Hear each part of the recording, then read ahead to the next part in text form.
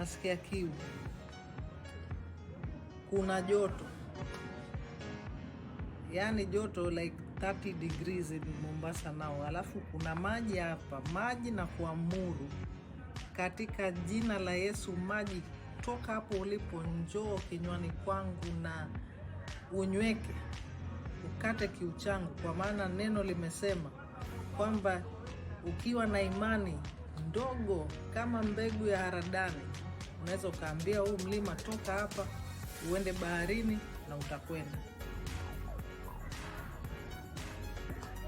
3, 2, 1, go. 3. Changu bado hakijaenda mahali, na maji yako pale pale. Unajua kwa nini?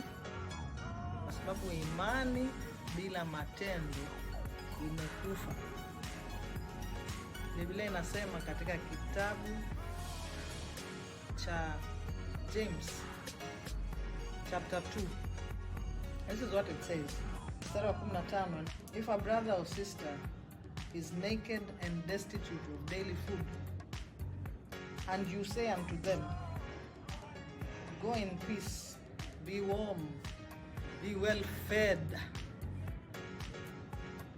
and do not give them those things for which they have need, ina faida gani? Kajisomea mwenyewe. Ukiwa na njaa mtu akwambia shiba, shiba, huwezi shiba asipokupa chakula. Anayesema verse 18, you have faith and I have works, show me your faith without works and I will show you my faith by my works. Ndio hapo sasa nawaomba ndugu zangu wa Kristo,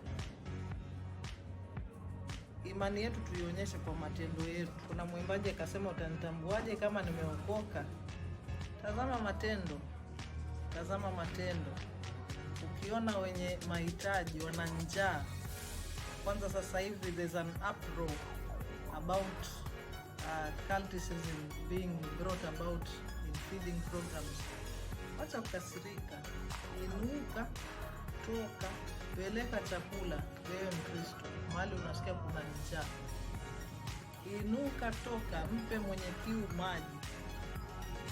Watu wana miili pamoja na roho. Wokovu, Yesu anaokoa roho. Mwili una mahitaji ya kuvaa na kula, kuoga, kupiga mswaki. Jamaa tuchangamke. Ukitaka kutusaidia, tunapelekaga uji